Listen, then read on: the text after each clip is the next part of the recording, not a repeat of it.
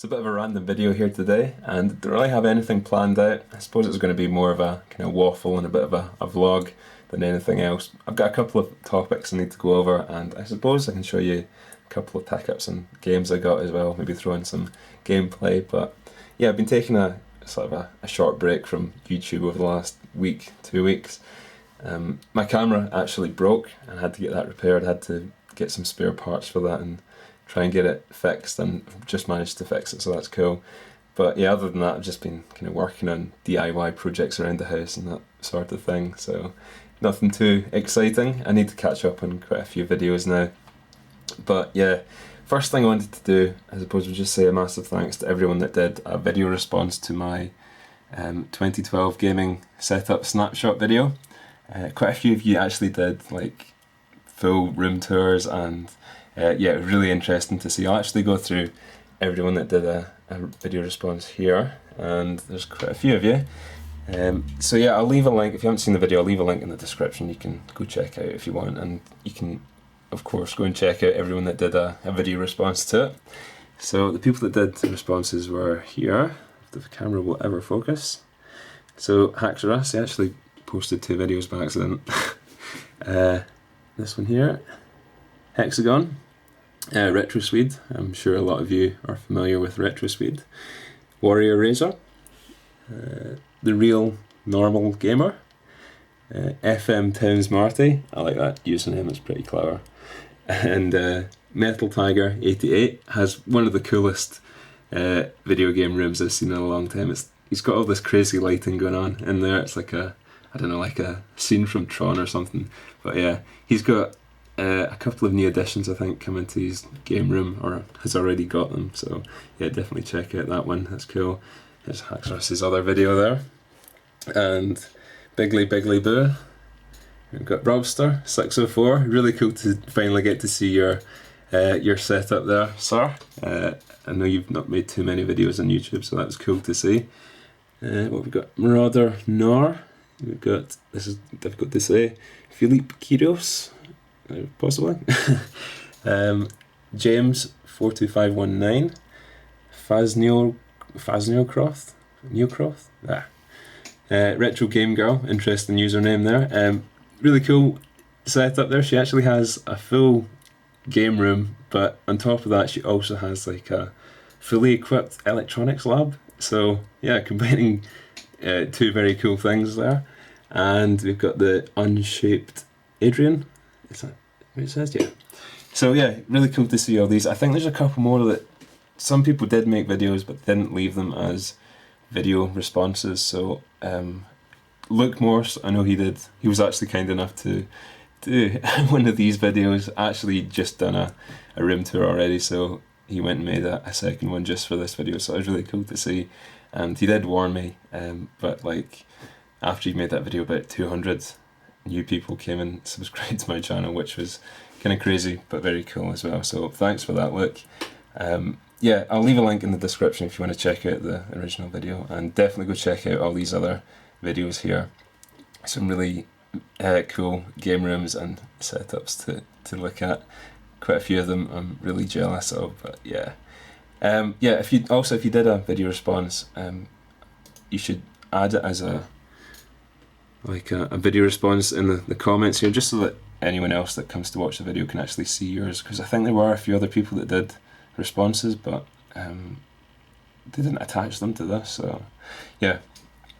Anyway, the other thing I wanted to speak about was just recently my channel went over 10,000 subscribers, which is kind of crazy. Not too concerned with how many people subscribe to my channel. It's not like my videos aren't monetized or anything, and I don't make any money from it. It's just like a kind of hobby for me. But in saying that, I'm not gonna lie, it's really cool when people like what you do enough to actually subscribe and want to see more. So yeah, that's pretty cool. It's a milestone right there, and also over 3 million video views. That's kind of scary, but yeah, just thought I should mention that. I know people aren't really that interested in how many subscribers anyone else has. It's more of a kind of personal thing, and I don't generally do the whole subscriber special deal, but just wanted to say thanks to everyone that's been checking out my channel and the new subscribers, and also the people that have been there since. I've been on here for like 2 years now. My camera's going out of focus. But yeah, there's been people that have been here from pretty much the start, so they're still around. So big thanks for the support, and yeah, the new people, hello. So I suppose I'll show you some of the gaming pickups I've got recently and stop boring you with my random waffling about my channel. It's actually getting dark outside, you can see the reflection there. But yeah, I'll show you some pickups. So I've not really been buying a whole lot recently. I've mostly just been playing the games that I already own and trying to finish off some of those, and any of the hardware that I have picked up has usually just been stuff to repair and then sell on, so nothing that exciting. But did manage to get a couple of things, and one of the ones I was really happy to get were these here. These are a set of wireless controllers for the Mega Drive, and these are the official Sega 6-button controllers. And I've actually been after a set of these for quite a while now, and they're not too difficult to find. They're a little rare, but you can usually find them on eBay, but they tend to go for quite a lot of money, and they're quite desirable, and I think you're talking about £80 to get a complete set working in the box. Yeah, managed to find these on eBay. They were faulty, and I don't think the seller realised quite how much they were maybe worth, because he had them listed up at £16 with like £2 postage or something as a buy it now, and he also had like a submit your best offer kind of thing, so kind of snuck in a cheeky £14 offer and he accepted it, so that was cool. And yeah, they were faulty. They were suffering from like battery leakage, but other than that they worked fine. And I don't know if any of you just noticed there, but that's not actually the original battery cover, so I actually had to make my own. You can see with this one it's still missing, and I've still to repair one of the little contact pins that's in here. But yeah, made my own battery cover using a DVD case. So all I did was make a template, just got a piece of paper, made a template, and then cut it out of the plastic of the DVD case here. And yeah, I think it looks pretty good. There should be a little clip there, but what I ended up doing was just taking the piece of plastic down to the kitchen and holding it over the gas cooker for like a couple of seconds and just bending it around so that it would stay in there. And yeah, you can just push that out and it'll unclip. But yeah, little tip there. But yeah, I've managed to get these all cleaned up, and I've stripped them down and rebuilt them and everything. This one is in pretty much mint condition. You can see there's a little switch on the bottom there to let you choose between the 1 and 2 player, and they've got some infrared LEDs in there. I think the camera actually picks them up. If I press the button there, you can see them. So there's actually 3 in there. One faces forward, and then you've got 2 on either side facing out the way. And this is the little receiver here, and this works fine. I've also stripped this down and cleaned it, but yeah, as if the Mega Drive didn't need any more attachments. But this just clips on the front like so, and yeah, looks pretty cool, I think. Anyway, looks kind of ridiculous, but works really well. I'll give you a little demonstration of this in just a minute. But yeah, really happy to get hold of these things here. They are quite difficult to find and usually quite expensive, but I think I got a good bargain on them. So just need to make a new battery cover for this one and fix that little contact in there, and it'll be fine. This one is slightly roughed up. I think this is probably the owner's main controller, and that was maybe like his spare.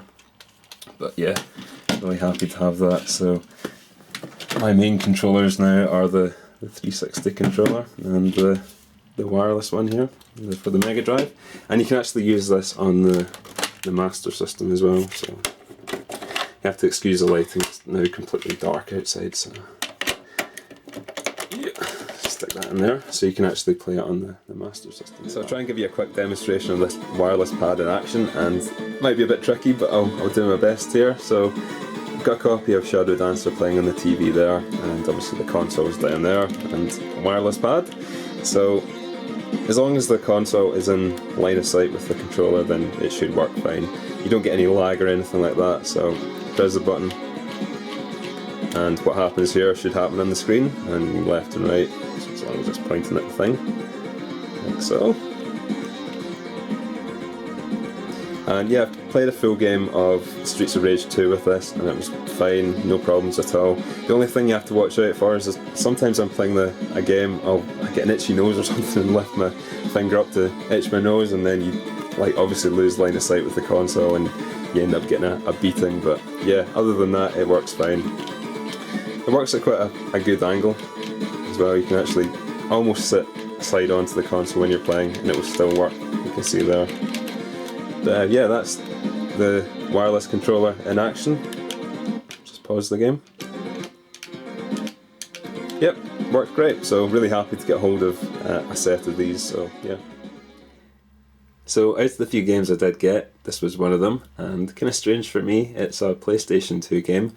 I hardly ever buy games for that console, but I've been after this one for quite a while, and it's the Sega Classics collection. And if you don't know what this is, you're maybe just thinking, it's just a collection of the more common Sega games like Golden Axe and Outrun, but it's actually not what you'd think. It's a collection of remakes, or remixes I suppose you'd call it, and I'll show you some gameplay of this in just a moment. Some of them are kind of funny, but I don't know how you'd explain it really.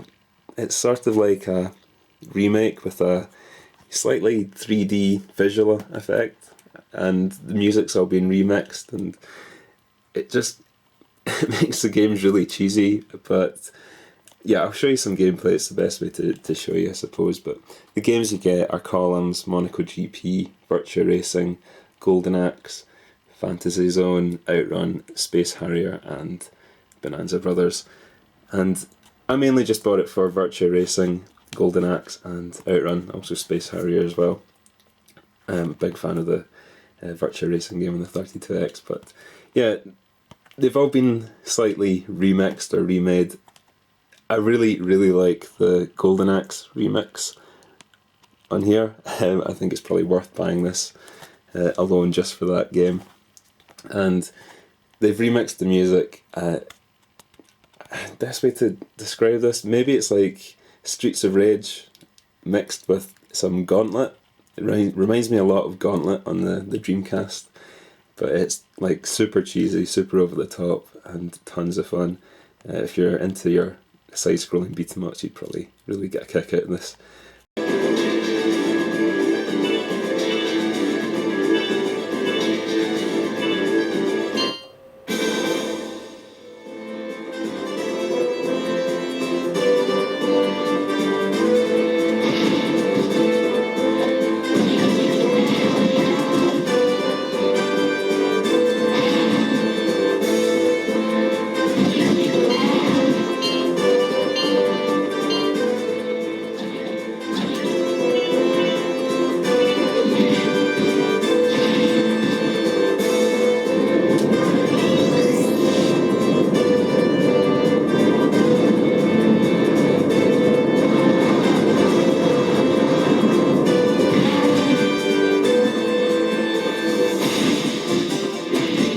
But yeah, Virtua Racing's pretty good as well.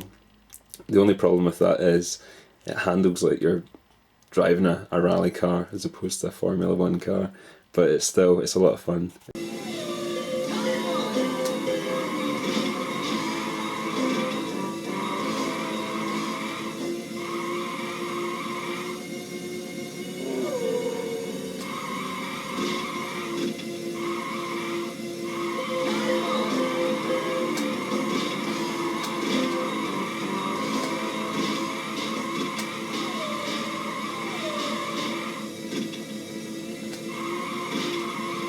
Outrun plays really smoothly, that's great as well.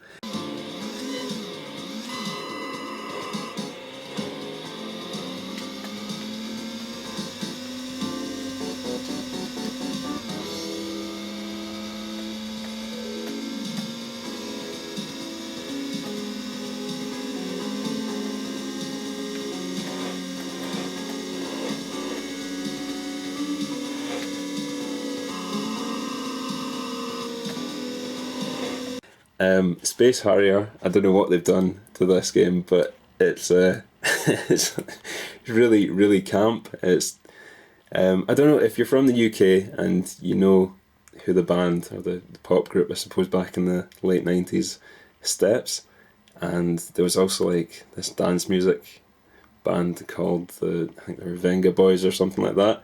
If you can imagine if those two groups of people got together and made music, it would probably be what they've done to this game here. You've got some really, really horrific background music going on in this, but I'll let you see it and you can make your own mind up. But Arcade. Get busy, Harrier. Dragonland is screaming.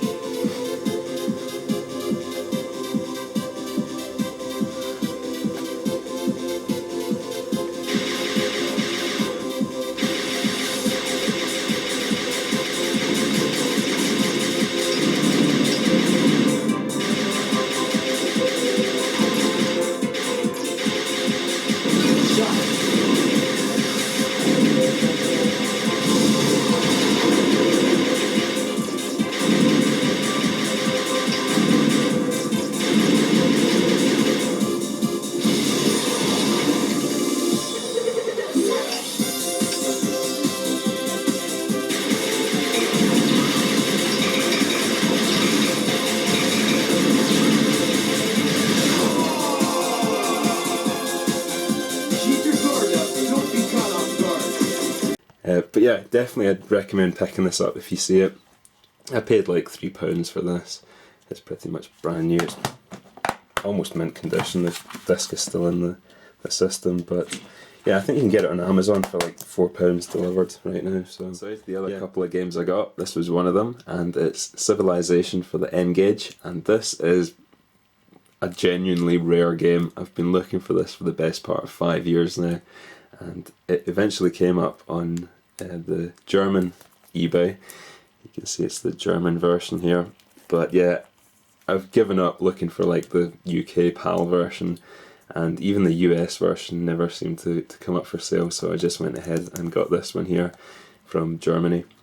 And as luck would have it, the next week this came up for sale on the American eBay, and I think it's still up there, but they're looking for like $140 or something ridiculous for it. So yeah, I'm happy to get this. It's still sealed.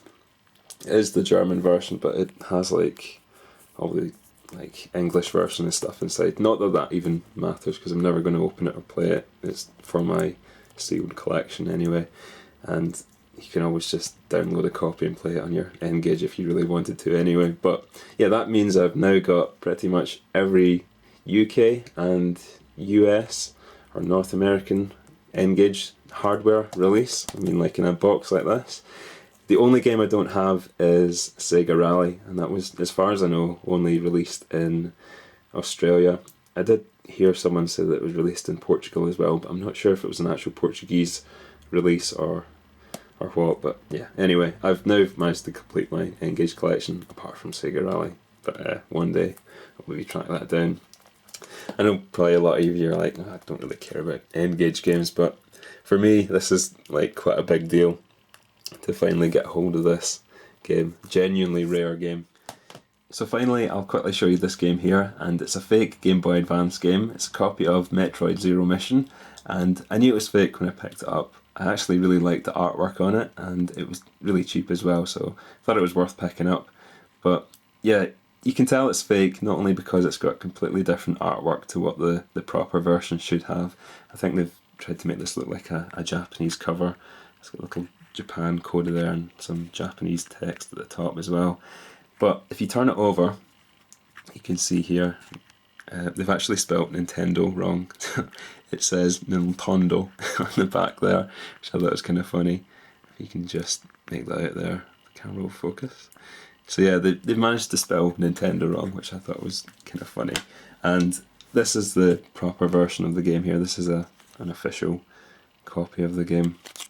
But yeah, I just really like the artwork on the, I'll just show them both together here, on the fake one. I think this looks much better than the proper one.